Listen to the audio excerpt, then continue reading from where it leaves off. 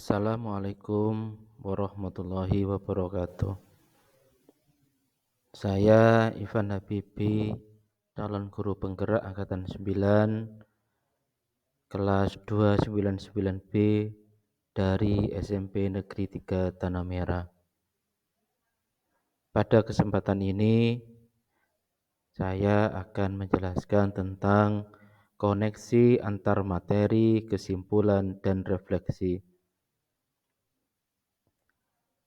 Kesimpulan dan refleksi.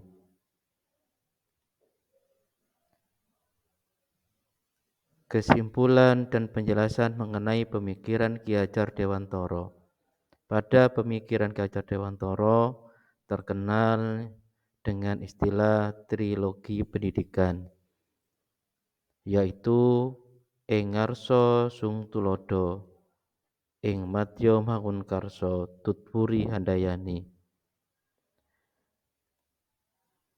Ing ngarsa sung tulodo berarti guru memberikan sebuah contoh dalam membimbing anak-anak untuk menemukan jati dirinya. Ing madya mangunkarsa berarti usaha yang keras untuk meraih cita-citanya. Guru sebagai berada di tengah-tengah murid untuk memberikan pendampingan, untuk memberikan bimbingan agar murid dapat menemukan, dapat mengetahui, dapat memberikan keterampilan dan pengetahuan dalam kehidupan nyatanya. Yang ketiga, tutwuri handayani berarti guru berada di belakang murid sebagai wujud memberikan support, memberikan dorongan agar murid dapat berkembang, membantu karakter, menemukan moralnya, menemukan etika dalam perjalanan kehidupannya untuk yang lebih baik.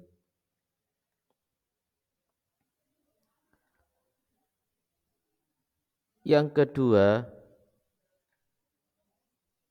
yakni pendidikan yang menuntun.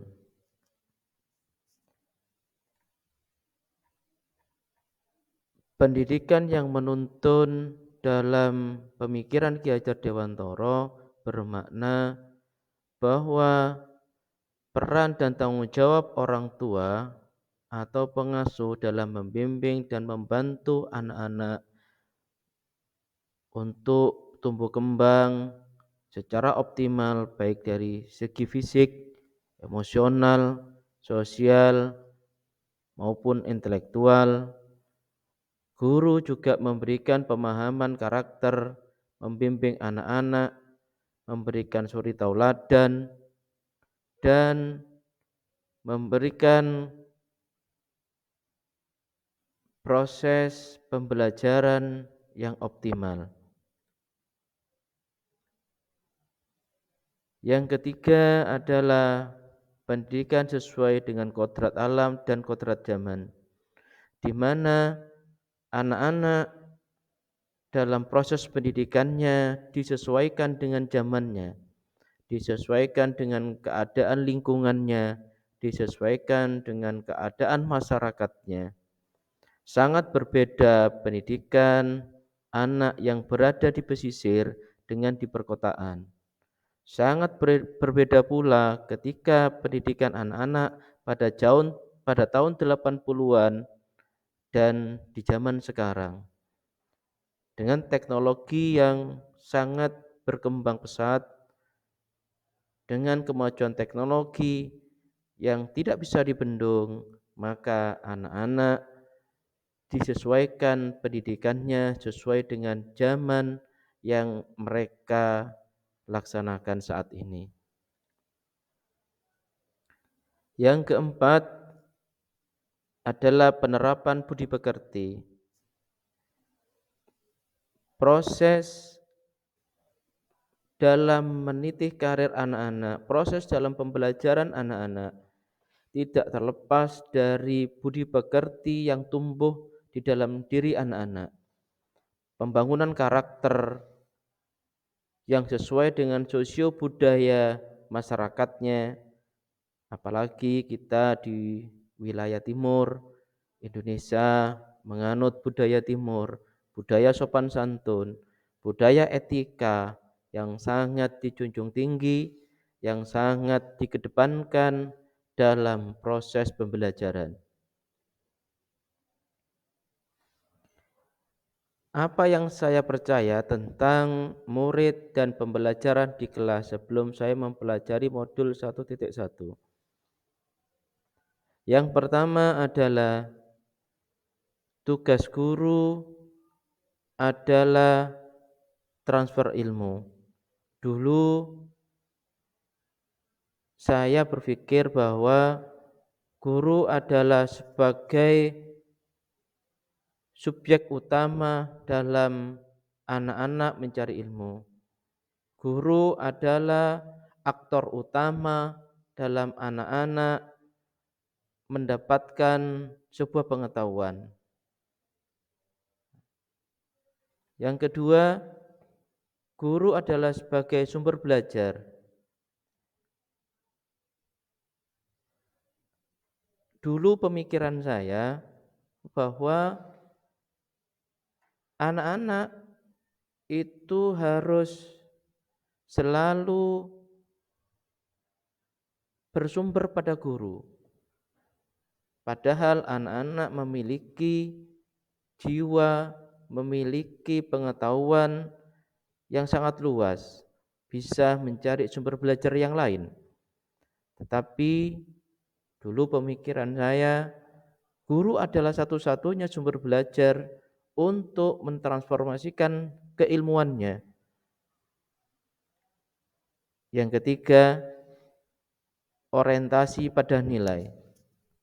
Bahwa saya berpikir ketika anak-anak mendapatkan nilai yang bagus, berarti anak-anak sudah menguasai ilmu yang saya berikan. Ternyata padahal anak-anak itu bisa saja memiliki nilai-nilai yang lain, karakter-karakter yang lain yang bisa ditonjolkan. Ketika dulu saya berpikir bahwa nilai yang tinggi berarti anak-anak itu sangat mampu, maka sekarang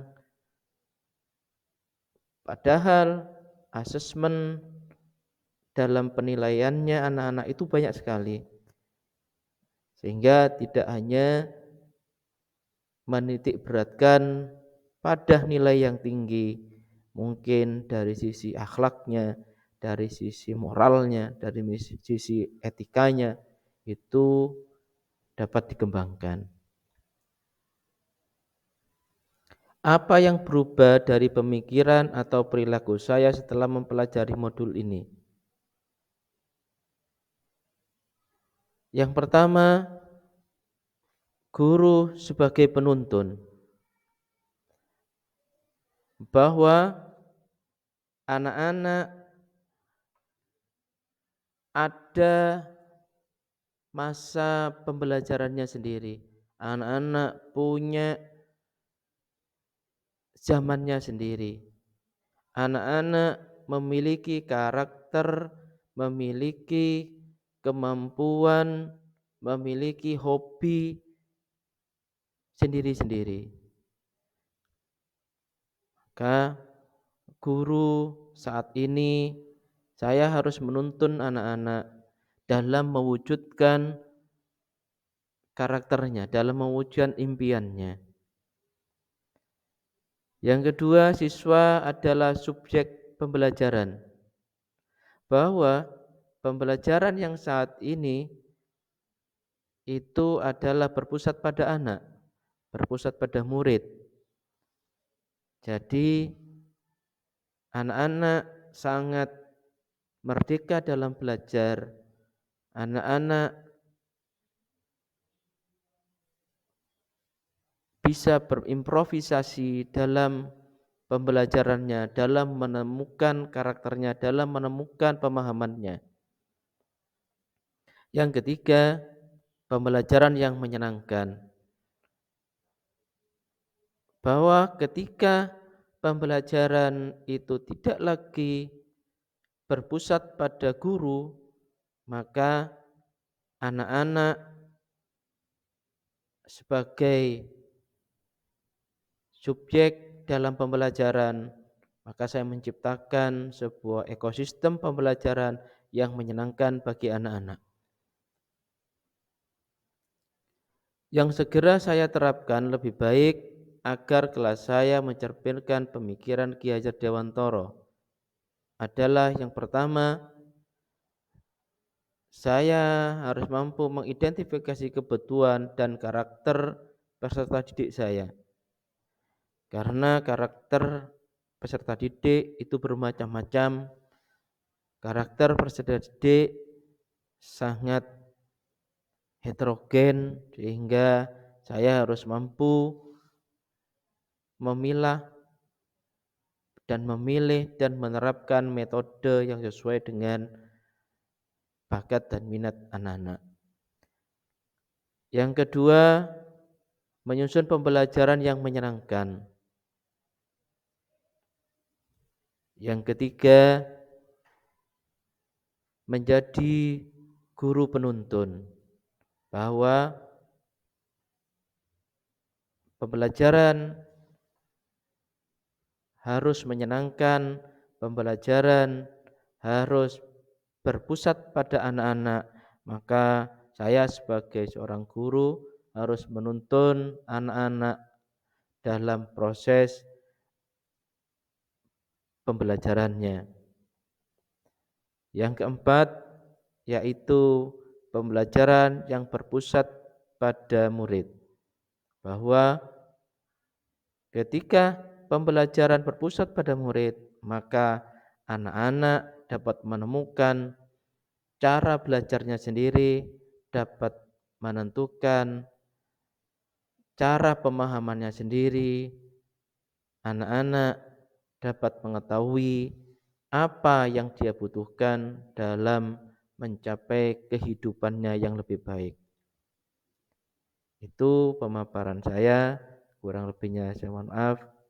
Terima kasih. Assalamualaikum warahmatullahi wabarakatuh.